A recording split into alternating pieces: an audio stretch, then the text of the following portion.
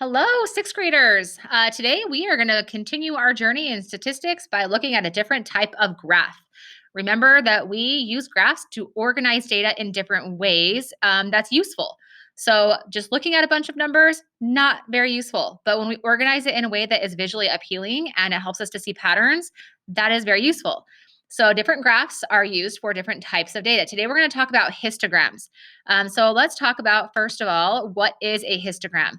A histogram has an X and a Y axis, so you'll see that down here. And it has bars, different variations of heights of bars that tell us how many sets or how many points of data are in each of those different categories or different parts of the graph. So you probably have seen something similar, and that is a bar graph. This does not look brand new. A bar graph is actually very similar, but there are a couple of differences. So what's the difference between a bar graph and a histogram? A bar graph is something that you have seen probably since preschool. You come into class and they ask you, well, how did you get to school today? Did you ride a bike? Did somebody bring you in a car? Did you walk? And then you put your answer in a different category. So we can gather information in lots of different ways. This is typically a survey type graph where we have different categories and people put their information in each of these categories. So this right here is favorite types of movies. So people would vote which one is their favorite, and then you would see the results based off of how tall the bar is in that bar graph. This is called categorical data, meaning that each of these bars is a category. So we might have different ice cream flavors. It might be pizza toppings, it might be favorite type of cereal, or what kind of music you like to listen to. So those are all categories. Over here, I guess you could say we still have categories, but it is a different type of data. It's not categorical data, it is numerical data, meaning that it is numbers. That's a fancy word for numbers. And you will notice that the categories are number ranges. So let's look at all the different parts of this graph, okay? So you will also notice that a histogram typically, in fact, let's go back to this last slide. The other difference that you will notice between these two graphs is that this one is a little more spread out and these ones are close together. Now, I can't say that all histograms are right next to each other, all the bars, but typically that is a feature of a histogram where you don't have spaces in between your bars. And this just helps you to see kind of the trend, whether it's an upward trend or a downward trend. And you can see those numbers and the way that they either spike or don't spike. So now let's look at all the parts of this graph.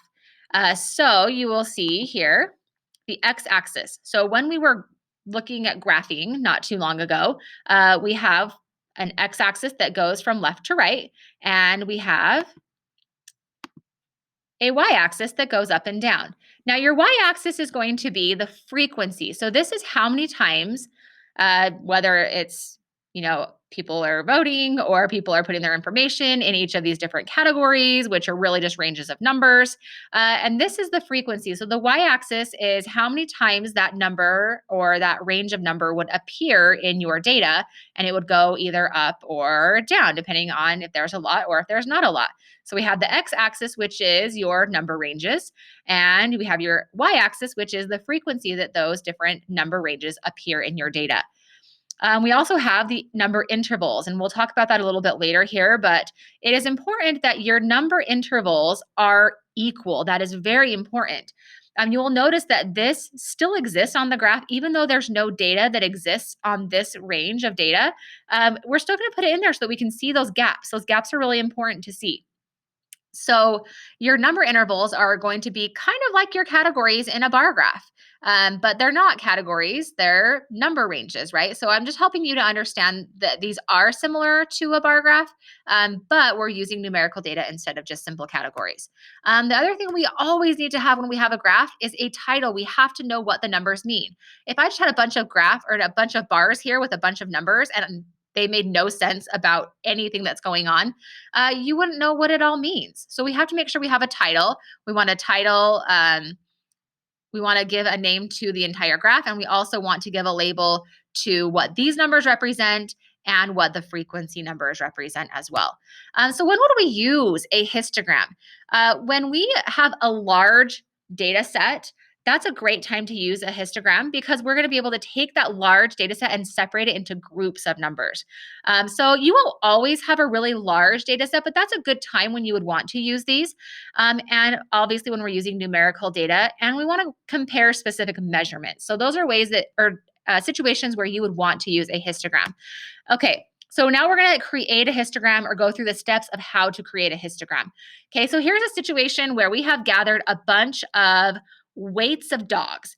So maybe, I don't know why people would want to know this, but we're just comparing, little dogs and big dogs and all sorts of dogs and what the weight of those dogs would be. Okay, so the first step is we want to figure out the range of our data. So my biggest number here, in fact, let's do this here. My biggest number is 150, and my smallest number is 10. Oh, that's not true. Let's erase that. Erase. My lowest number, I'm not going to lie to you again, I believe it is 9. There we go. I think that's the only single digit number in here. So here is my range. So I have the lowest number of 9 and the highest number of 150. So that's a pretty big range of data, right? So rather than creating an x-axis that has 150 lines and 150 tick marks, we're going to separate it and we're going to make a range. So depending on how big your span of numbers is, that depends on how big you want to make your intervals. So let's move on to the next slide now. And erase. There we go. Okay, so I've already created the intervals. I chose to do intervals of about 20. Now you will notice that all of the intervals are exactly the same. So 0 to 19 and then 20 to 39. So first of all, did not repeat any numbers. You will not see the number 20 appearing. That's why I ended at 39 and I ended at 19, so that I didn't go from 20 to 30 and then 30 to 40, because we don't want the same number to appear in two different interval ranges. So you will notice that they all have the same amount in their range. They are all equal. They are all balanced. I don't have one that's 50 and one that's 10. They are all the same. So they're all skip counting by the same amount of numbers. So now the next step is I'm going to look at my set or my data set, and I'm going to place each number in the range that it lands in. So the first set or the first range is 0 to 19. So you will see that I have all of these highlighted numbers land in that range. So 10, that lands in the range of 0 to 19. And there's 9 numbers that appear in that number range from 0 to 19. The next range is from 20 to 39, and I have highlighted all of the numbers that appear from 20 to 39, and there's 8 of those. So I'm going to continue and just go through each of the ranges, and you will see the amount of numbers that appear in that range. So 51 definitely belongs in between 40 and 59. 50 would also belong in that range. 40 would also belong in that range. We're just going to go down. I'm going to show you all of the different sets or the different numbers that belong in each range. So we have 6 in the 60 to 79. We have 8 in the 80 to 99. We have 4 that land in the 100 to 119, and nothing that appears here, but I'm not going to skip over it because we still want to identify those gaps. And then the last range, we have 1 little guy that belongs up here. So the next step is now I need to create an X and a Y axis. And I've already done all of this because it was hard for me to do this step by step. I had to create it all at once. But here's what the final product looks like. So you will notice that my Y axis, I don't have something that appears more than 10 times. So the frequency, remember, is your Y axis, and that is what goes up and down.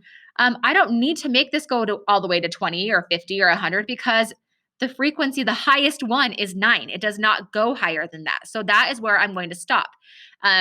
This graph counts by 2s. You could count by 1s. The smaller your ranges are, the more accurate your graph is going to look.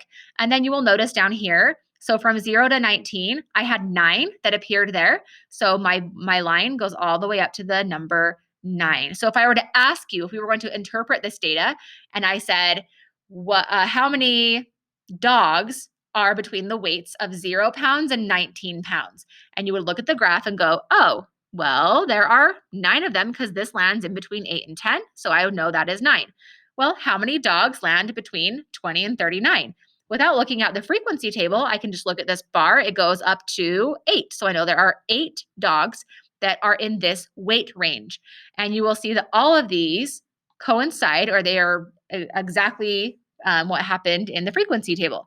Um, so that's pretty much it. So just to recap, I'm just going to go through these one more time. Okay, so step one is to figure out your range. Our range is from 9 to 150, and that helps us to figure out how big we want our intervals to be. So again, I chose intervals of 20. You could do intervals of 10. You could do intervals of 50. But remember, the smaller your intervals, the more accurate your graph is going to look. So then we went through and we tallied up how many numbers belonged in each of the ranges. And then we put it in an X and Y axis, your X axis being your categories or your intervals, and your Y axis being the frequency or how many times you have numbers that appear in each of those. So I hope that that makes sense. If that does not, if you have questions, please reach out to any of the sixth grade teachers. We'll be more than happy to help you. And that's it. So good job. Go ahead and practice these skills and let's figure out histograms.